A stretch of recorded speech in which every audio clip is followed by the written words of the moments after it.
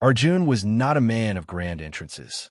At 32, his life was built not on loud proclamations, but on quiet persistence. He ran a small consulting firm with a staff of 5 in Austin, Texas. Born and raised in the U.S. to Indian immigrant parents, Arjun had grown up with the values of discipline, resilience, and quiet ambition. He believed in empowering minority-owned businesses and startups, often working long hours not for massive profits, but for the satisfaction of helping others rise. His clients were loyal. His reviews praised his calm demeanor, integrity, and reliability. He wasn't flashy, but he was respected. And to Arjun, that meant everything. At home, his marriage to Rhea had grown into something Arjun couldn't define anymore.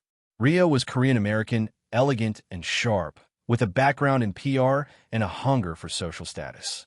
Their relationship, once filled with warmth and laughter, had cooled into strained dinners and occasional, joyless vacations. Arjun assumed this was just a phase of adult life. The price of ambition. He told himself love was not always loud. It was the quiet rhythm of routine, of choosing each other even on dull days. But while Arjun was steadying the ship, Rhea had jumped off board. She had met Daniel, a tech investor, through one of Arjun's corporate clients. A smooth-talking Silicon Valley type with charisma and capital, Daniel offered Rhea the lifestyle she craved: parties, travel, and high society. What began as a flirtation escalated quickly. Rhea started leaking confidential insights about Arjun's firm to Daniel. At first, Arjun dismissed the signs, late nights, secretive calls, as work stress. Until the night, everything changed. On their wedding anniversary, Arjun came home early with flowers and a handwritten note. What he saw through the crack in the bedroom door shattered him. Rhea, Daniel, intimacy, betrayal. He didn't scream. He didn't rage. He simply walked out, numb. But silence, in Rhea's world, was weakness.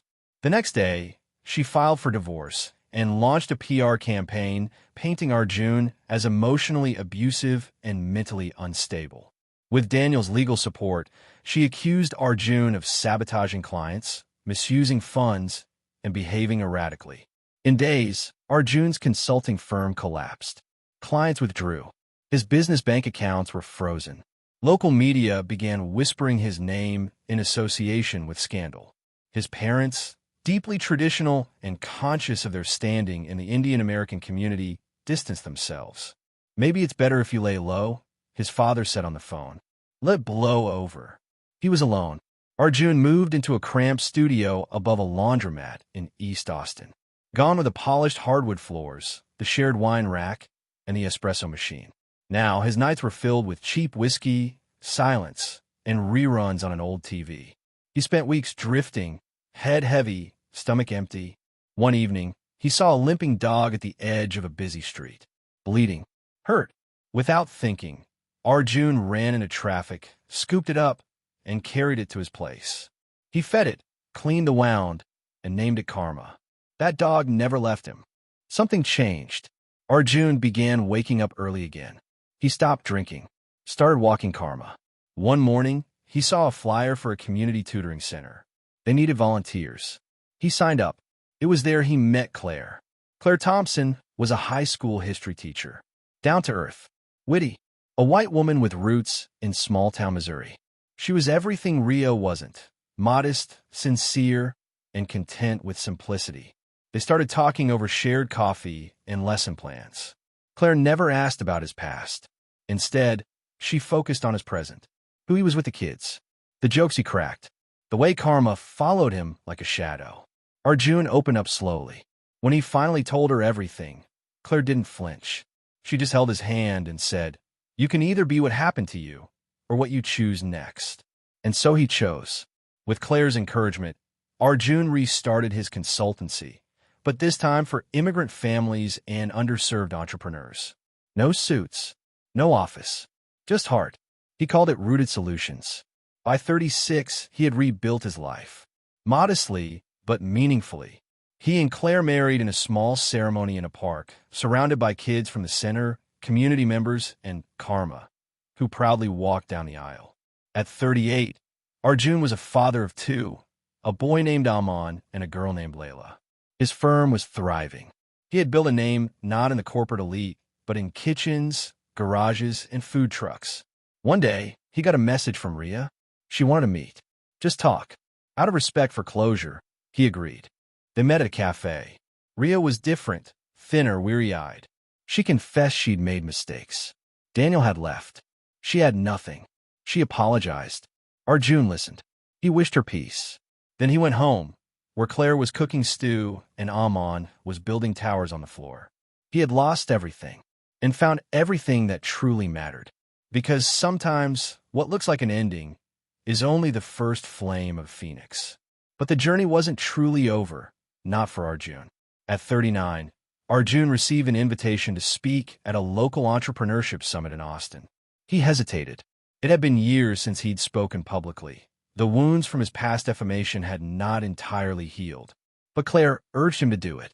"Your story matters," she said, "not because it's dramatic, but because it's true." So Arjun stood at that podium, nervous at first, but steady. He spoke not about success, but about failure, about betrayal, about waking up in the gutter and finding strength not in applause, but in anonymity. He ended with a message that silenced the crowd. Your rock bottom doesn't define you, your bounce does.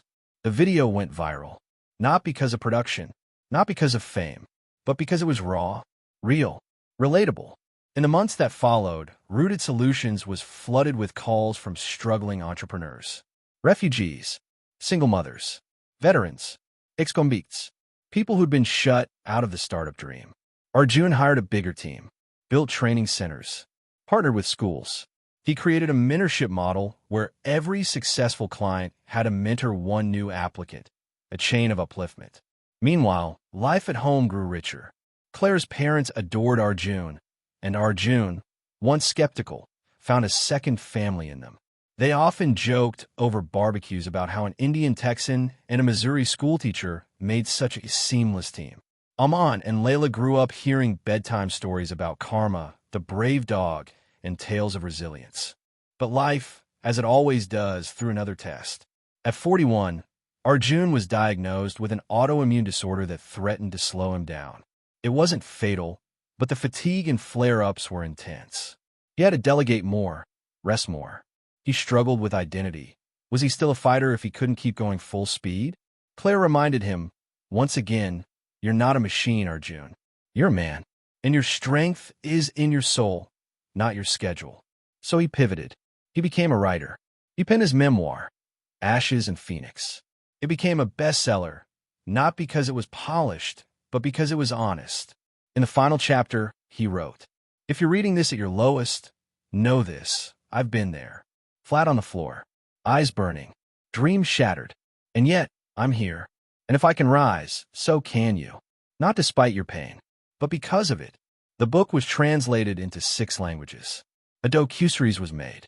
And still, Arjun remained grounded, dropping off his kids at school, making chai for Claire, and walking Karma, who had now grayed with age. Years later, as Arjun looked out the window of their modest home in Texas, with the smell of rain in the air and Layla's laughter echoing down the hallway, he smiled.